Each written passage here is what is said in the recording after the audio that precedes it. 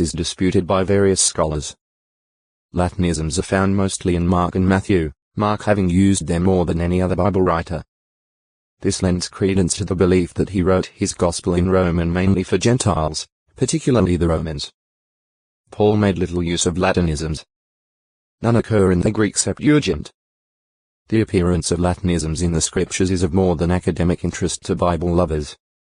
It is in keeping with what the Bible shows about Palestine's being occupied by Rome when Jesus Christ was on earth. Further, the use of these Latinisms by the best secular Greek writers of the same period argues that the Christian scriptures were indeed produced during the times about which they tell. This fact, therefore, further testifies to the authenticity of the Christian Greek scriptures. Lattice. A framework consisting of crossed strips of wood, or laths, forming a network and generally used to cover a window. For centuries window lattices have been common in the Middle East. They have served to keep houses cool by blocking out the direct rays of the sun, while allowing for ventilation, and they also have contributed favorably to the general appearance of buildings. Some houses of biblical times had ground floor windows facing an inner courtyard and others facing the street. The latter were usually high up on the wall or in the roof chamber and were latticed. A person in the house could look out through a latticed window and see what was taking place out of doors without being seen from the outside.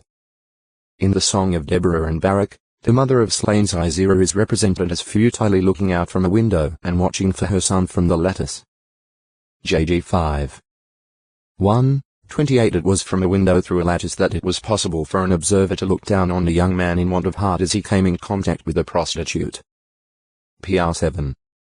6-13 Also, in the Song of Solomon 2:9, reference is made to gazing through the windows, glancing through the lattices. Some window lattices were evidently hinged so that they could be opened or closed. The windows of Daniel's roof chamber, from which he could be seen praying to Jehovah 3 times daily, may have had lattices that could be opened or shut. Dar 6:10. Laughter. The Hebrew words for laughter tsekak and the parallel form sekak are, according to Gesenius, onomatopoeic, that is, they are imitative of the sound of laughter as are the written English interjections ho-ho and ha-ha. Isaac's name, Hitzmittel.chak, also meaning laughter, has this same mimetic quality. Both Abraham and Sarah laughed at the angelic announcement so textoi acute miritra longo, laughter 209 when appropriate.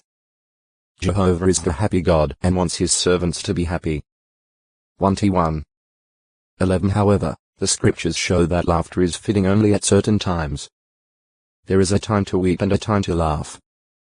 EC 3:1 For the wise man, King Solomon, counsels us.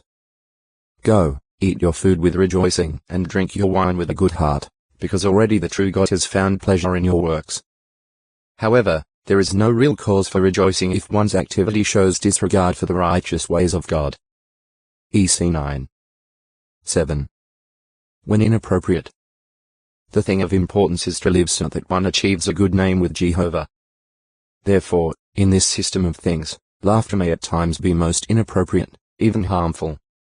Solomon, in his experiment to lay hold on folly until I could see what good there was to the sons of mankind in what they did, said in his heart, "To come now, let me try you out with rejoicing.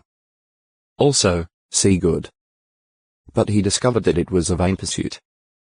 He found that mirth and laughter in themselves are not truly satisfying, for they fail to produce real and lasting happiness. There must be a true foundation for enduring, upbuilding joy. Solomon voiced his feelings. I said to laughter, insanity. And to rejoicing, what is this doing? EC 2:1-3 Solomon illustrates the wisdom of not merely living for the pursuit of enjoyment. He says, better is it to go to the house of mourning than to go to the banquet house, because that is the end of all mankind.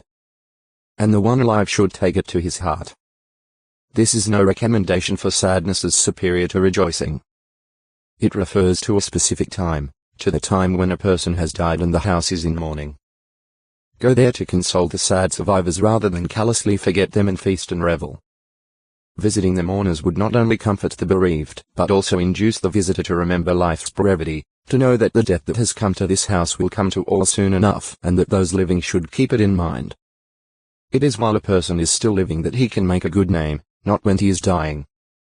And a good name with God is the only thing of real value to the dying.